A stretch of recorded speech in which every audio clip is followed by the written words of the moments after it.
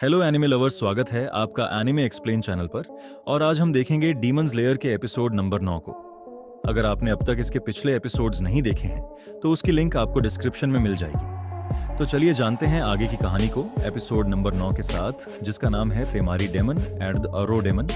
पिछले एपिसोड के साथ असाकुसा आर्क शुरू हो जाता है। हमने देखा कि मुजान तानजीरो से बचकर निकल जाता है और दो डीमंस तानजीरो को मारने के लिए कह देता है। तानजीरो को भी दो अच्छे डीमंस अपने सफर पर मिलते हैं और वो उनके साथ उनके हाइडआउट में आ चुका होता है, मगर मुजान के डीमंस उन्हें ढूंढ लेते हैं। सुसामारू फिर अपनी बॉल्स को उनके हाइडआउट में फेंकना शुरू कर देती है, जिससे योशिरो तमायो को और तानजीरो नेजुको को बचाकर साइड में हो जाते हैं। योशिरो का मंत्र टूट जाता है और डीमंस को साफ साफ तमायो का घर दिखने लग जाता है।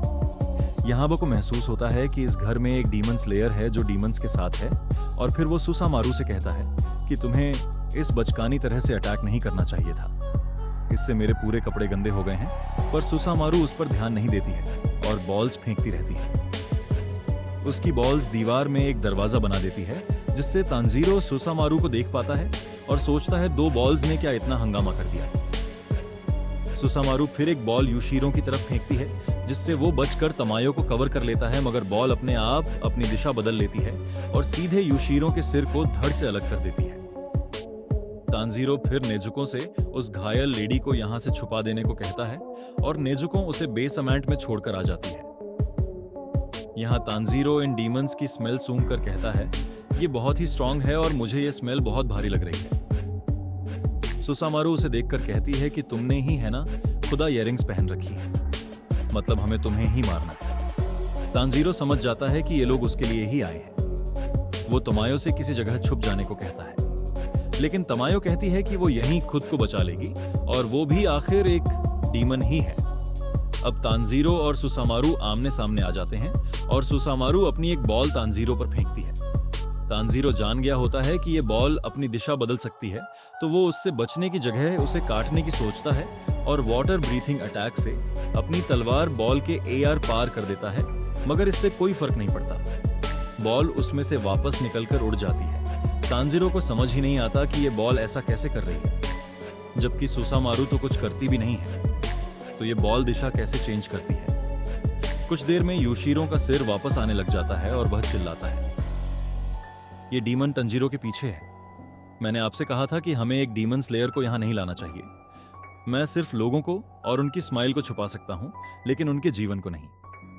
आज इसकी वजह से ये डीमंस हमारे इस हाइडआउट में आ गए, जिसे हमने सालों से मुजान से छुपा कर रखा है, और आपके और मेरे पर्सनल टाइम के बीच आने वाले किसी को भी मैं माफ नहीं कर पाऊंगा। और यूशिरो का पूरा चेहरा वापस बन जाता है। तानजीरो ये सब सुनकर सोचता है कि इस डीमन के यहाँ आने की कोई स्मेल भी नहीं आई, तो क्या इसने भी ब्लड डीमन आर्ट का इस्तेमाल किया है। अब सुसामारू कहती है कि मुझे अभी तक मजा आ रहा था, लेकिन अब हमें अपना काम करना चाहिए। वो अपने ऊपर के कपड़े उतार देती है और अचानक उसके हाथ के नीचे 4 हाथ और निकल आते हैं और उन सभी हाथों में एक एक बॉल होती है। वो कहती है कि तुम 12 किजुकी में से एक डीमन के हाथों से मरने वाले हो। कांजीरो ये सुनता है पर उसे कुछ समझ नहीं आता है, तो तमायो उसे समझाती है कि ये 12 दानवों का समूह है, जिसे 12 किजुकी कहा जाता है। इसमें दुनिया के सबसे ताकतवर 12 दानव होते हैं, जो सीधा दानव राजा मोजन की बुत्सुजी के अंडर काम करते हैं। सुसामारू कहती है कि हमें अपना गेम सुबह होने तक कंटिन्यू रखना चाहिए, और वो अपनी बॉल्स तानजीरो और उस घर में फेंकना शुरू कर देती है। तानजीरो उन बॉल्स से बचता है, मगर वो बॉल्स दिशाएं बदलकर उसको मारती ही रहती हैं। फिर वो बॉल्स को 2 टुकड़ों में भी काट देता है, लेकिन फिर भी वो बॉल्स अलग अलग होकर उसे मारती हैं। तानजीरो को बहुत दर्द होने लगता है और उसे यहाबा की भी स्मेल आ जाती है, जिससे तानजीरो समझ जाता है कि यहाँ एक नहीं बल्कि 2 डीमंस आए हुए हैं। पर वो उस डीमन के पास नहीं जा सकता है, क्योंकि इन बॉल से बचना ही बहुत बड़ी बात हो चुकी है। एक बॉल जाकर फिर यूशिरो और तमायो के सिर पर लग जाती है और उनके सिर से खून बहने लग जाता है। तानजीरो दोबारा उन्हें छुप जाने को कहता है, पर तमायो अब भी उसकी नहीं सुनती और कहती है कि वो दोनों अपने आप को ठीक कर लेंगे।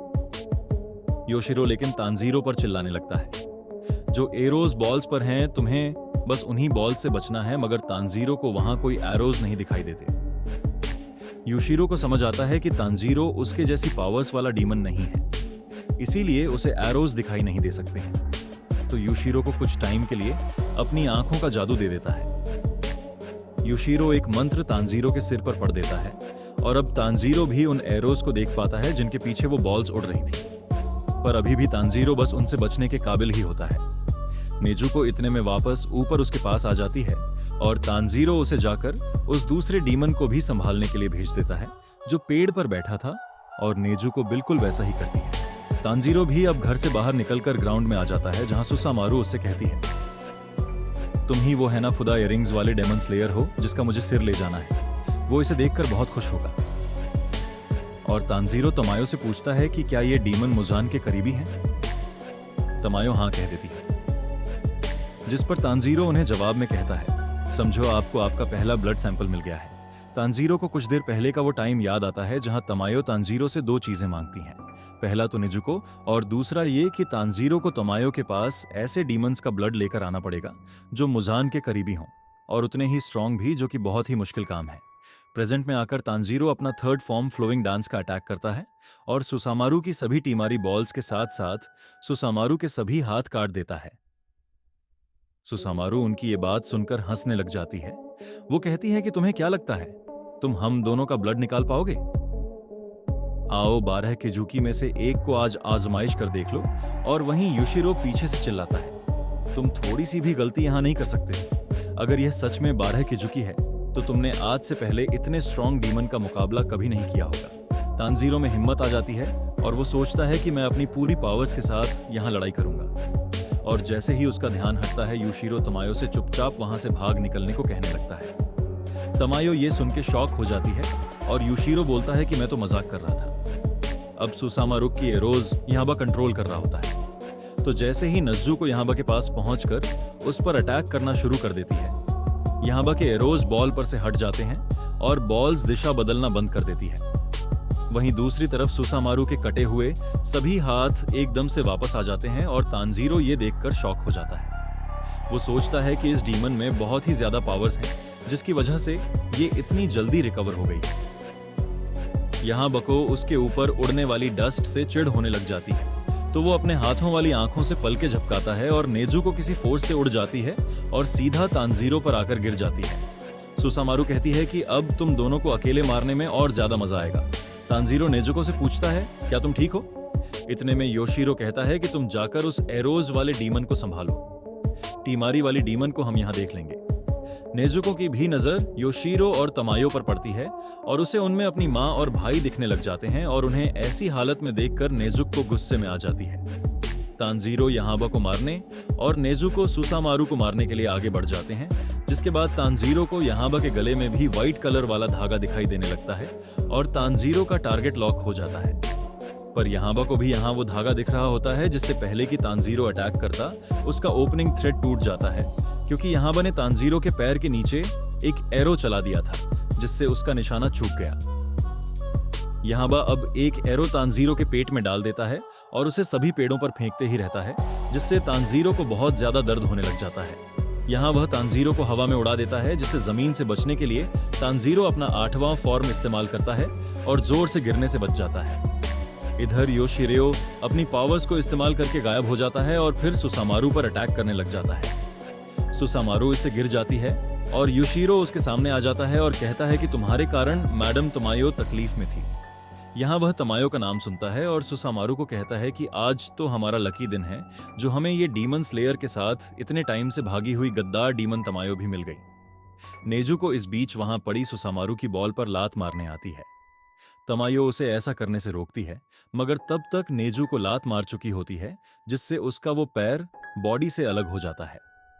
सुसामारू उस पर हंसने लग जाती है और पूछती है, क्या हमें सबके सिर ले जाने चाहिए? पर यहाबा मना करके कहता है, नहीं, हमें बस तांजीरो और तमायो के सिर चाहिए। तमायो नेजुको को अंदर ले जा चुकी होती है।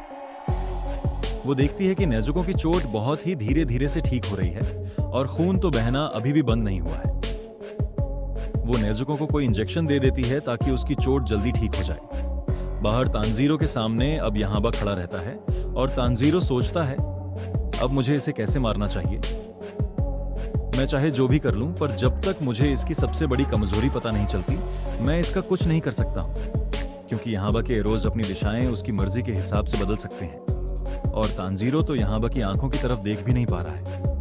अब यहाबा अपने बहुत सारे एरोज एक साथ तानजीरो की ओर फेंक देता है, जिससे बस तानजीरो बचने की कोशिश करता रहता है। फिर वो अपना 6th और 3rd फॉर्म एक साथ इस्तेमाल करता है और डीमन के पास आते जाता है, और पास आते ही वो ट्विस्टिंग विलपूल इस्तेमाल करता है, जिससे यामाहा के सारे एरोज लपेटे में आ जाते हैं। तानजीरो को 2 अटैक्स एक साथ इस्तेमाल करने पर अपनी बॉडी में बहुत भारी भारी सा लगने लग जाता है, पर उसी टाइम वो यहाँ पर 2nd form lateral water wheel use कर देता है और यहाँ पर की गर्दन काट देता है, और ये एपिसोड यहीं पर खत्म हो जाता है। तो दोस्तों, आपको ये एपिसोड कैसा लगा जल्दी जल्दी कमेंट करके बताइए। वीडियो अच्छा लगा है तो लाइक और शेयर कीजिए, और अगले वीडियो के लिए हमारे चैनल को सब्सक्राइब करके बेल आइकॉन जरूर दबाइए। मिलता हूं मैं आपसे अगले वीडियो में।